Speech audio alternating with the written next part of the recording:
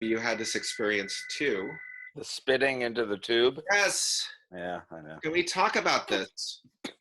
It's the most ridiculously disgusting thing. That's pretty bad. My wife and I sat in our living room and we spat into these tubes to mail them off. Right. And I was really excited in this journey, Michael, because I was really hoping that the doing 23andMe would give me like insight into my past, because I didn't get raised. I wasn't raised Jewish. I was raised in the Episcopal Church. Oh, right on. I was an altar boy in the Oh. Episcopal Church. I would not say that I am anymore. Did they look at you and say, "What's a Rosenberg doing up here on the altar?" Well, they might have. I don't know. They might have. But it's like, yeah, it's not like, and so I was at least hoping to find like Ashkenazi Jew or like something there. What'd you find out? Eastern European, at least? There's a bit of Eastern European in me. Yeah, what else? I'm mostly Norwegian. Oh, wow. I am 99.9% European. Mm-hmm. The 0.01% on my DNA is not to be determined. And my theory with this is they didn't want to say I was 100% European. They're like, nah. That's like, we're not sure. There might be a little wiggle room here. Yeah. But I've grown up my whole life realizing that people assume I'm Jewish. Last name like that, yeah? Yeah. You know, there was a librarian at Longfellow Elementary School named Alan Cutler. That's a Jewish name. Yeah. And he invited me to his house for an event. And so I went to this event, Michael. And it was so intriguing. Like, I was like, oh, this is so great. What's the apple and honey for? What's this thing for? What are you doing here? I asked enough questions to where he took me aside and he said, so how are you, Rosenberg? That's good. That's a good one, especially the apple and the honey. Because I had no idea. But right. I grew up with the kind of feeling of this. You know, my father kind of jokes sometime that we were maybe Jewish, or like, like he was really kind of fascinated with it. He, the most Jewish connection I had, I think, being raised in my family was that when my father was, in the Peace Corps, my mom was the one that was really working. She taught nursing in Kenya. That's where I was born. Wow. But he auditioned for Fiddler on the Roof. Are you familiar with Fiddler on the Roof? I'm Jewish. Exactly. He didn't get the part he wanted. I like your attempts at backgrounds. I have no green screen, but I love what you got going on, so I have to try something. I know. Someday. Yeah. You're now the Golden Gate Bridge. It's beautiful. But he auditioned and he got the part of Laser Wolf. Okay. Yeah. And so my whole childhood, and again, this will be dated for some people in our audience who aren't aware of this, but you might be, you are aware. There was a time where we had television. I heard about that. You had to wait for things to get on TV. That's right. And every time Fiddler on the Roof was on PBS, Zero Mostel, Fiddler on the Roof, I had to watch it every time. Of course. I was required to watch it. So there you go. You're Jewish right there. I've probably seen the musical 30 times. Wow, that's a lot more than I would have seen it. So yeah, I've had this whole identity struggle with, I'm not Jewish. I thought I was probably Jewish. I thought there was probably some story. And then when the DNA came back, it turned out I was not. But that's ethnically speaking, you're Norwegian and European, but that doesn't necessarily answer the bloodline. I mean, Ashkenazi Jews are all over Europe. My family, I did mine, and I was something like 95%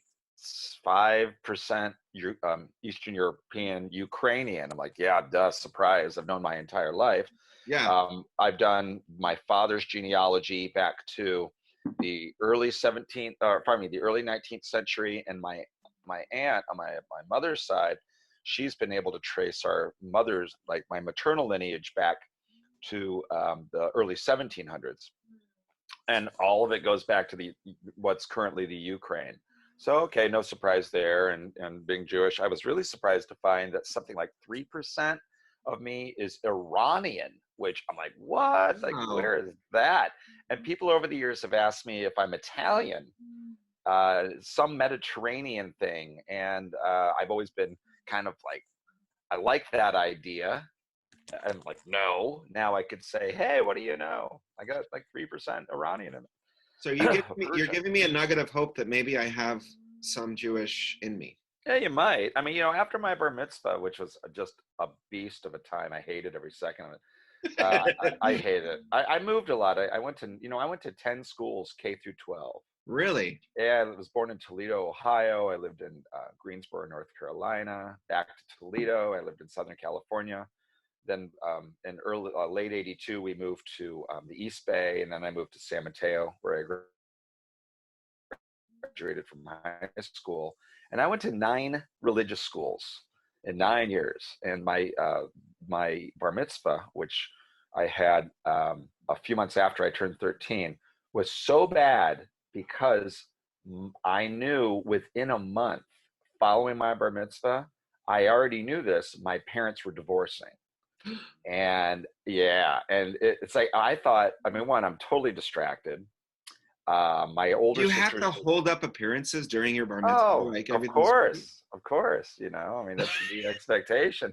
But I knew everybody in the room. My thought was, everybody in the room knows my family's falling apart, and I'm supposed to like do this whole, what's called the brocha, and I'm like, I don't know what the hell I'm doing. It's a lot of chanting. I'm like, San Fran, San Fran, San. I'm like, whatever, I'm gonna fake it. It was so bad. And after that was all over, I said to my dad, I am not doing this anymore. And he said, okay, because I think I did it more for him than for anybody else. My Oh, mother's side was never religious, so they were okay. all Jewish. Yeah. My father's side was quasi. I think we would go to the high holidays, and Hmm. we never were. I mean, coincidentally, not ironically, but coincidentally, it's Passover, right? Passover started last night at I know sundown, this. one of the high holidays. And last night I actually made a matzo ball soup. It's not hard. And my daughter, who's so funny, she says, oh, she goes, oh, we're such bad Jews. I Because we don't go to temple, we don't celebrate anything, we just don't. I've been secular pretty much my whole life. I'm a secular humanist, is yeah, really what I am, and I'm proud of it.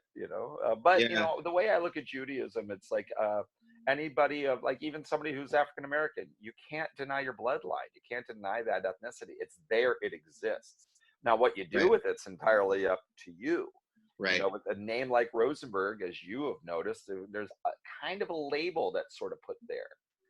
Like if your name is Cohen, if your name is Cohen and you weren't Jewish, somebody's going to be looking at you sideways. There's no doubt. Rosenberg, okay. I mean, kind of, if it was B-U-R-G, absolutely.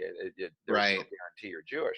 So I guess growing up for me, there was a label. I remember I was playing football, like Pop Warner football, and my mom told the coach I have to go to to the temple for the holidays.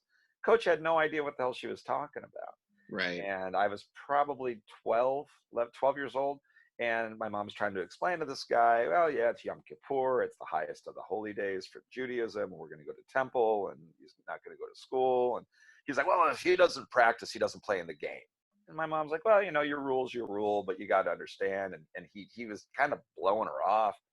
And then a couple weeks later, he was kind of rude, more ignorant than anything. A couple weeks later, after a game, he runs up to my mom. I remember this really well. Runs up to my mom. Oh, Mrs. Rosenberg, Mrs. Rosenberg, I just had to let you know, I work with a Jew. My mom's like, congratulations. I don't know. I kind of, and when it comes to teaching, I don't.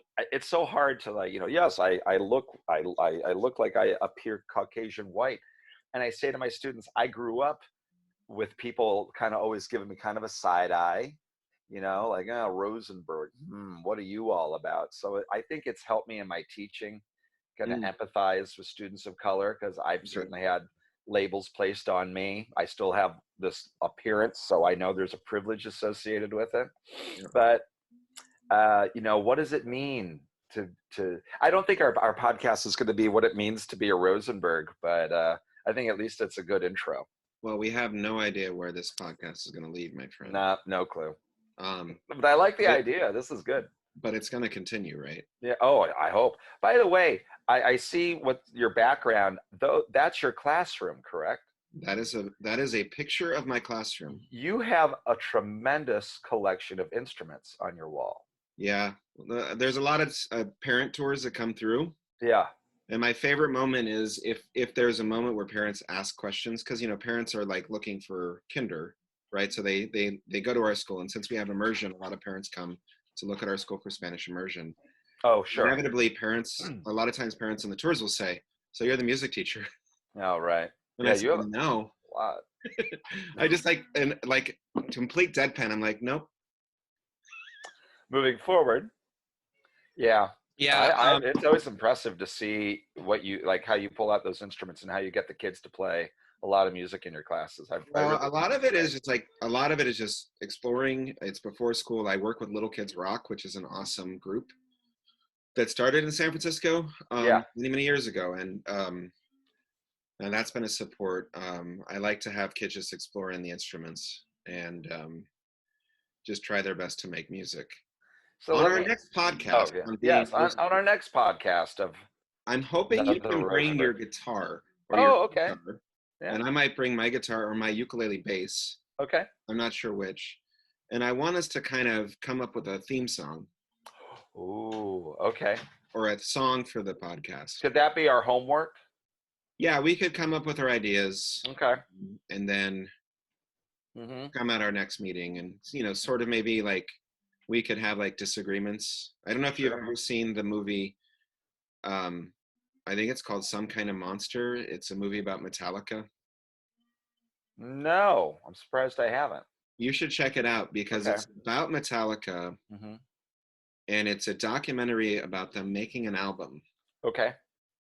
And it's right when the bass player leaves the band and they get the newest member of the band, Right.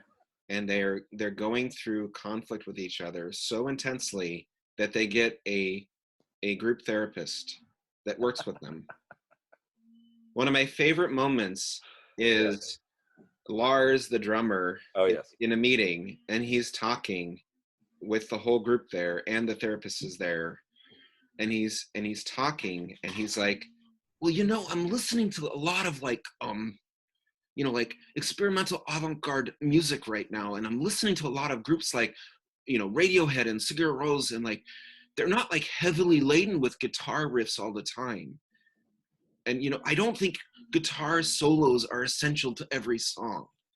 And Kirk is there, and he's like, well, with the help of the therapist, he's like, well, it hurts me when I hear you say this because I think I add value to the song when I play a guitar solo in a very like Yeah. soft and gentle like voice.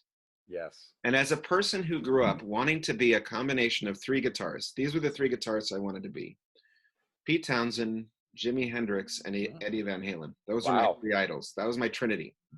As a person that wanted to be like a lead guitarist who could also kind of play rhythm and all that stuff, like I could totally empathize. And it was just hilarious that like this like lead guitarist who's so amazing is like pleading and crying in this group therapy that his With a, guitar solos add right. value With to the song. against a mediocre drummer. Totally understand. Wait, do you think Lars is mediocre? Yeah. Ah, He's all right. I'm a Metallica fan, but I've always looked at Lars and go like, you know what? I don't hold him up there as being an well, he outstanding got drummer. himself into a bit of hot water with the whole Napster thing. Oh, I know, but that even before that, I was like, Okay. whatever. All right. I Well, saw them back in the day. I basically grew up here. I got to see them locally in the early days, and I so was definitely a fan. But come on, Lars. okay, so I'm gonna have to leave and jump on another Yeah, Zoom meeting. I got to But roll too. remind me next time to tell you about the time that I saw Lars walking in San Francisco. Right on. crossing the street in front of us. I'll tell you about it later. I appreciate this, Mr. Thank you for the Rosenberg. podcast on Being Rosenberg. Signs out. M1 loves M Prime. Oh, I love you too. All right, later. Bye. Bye.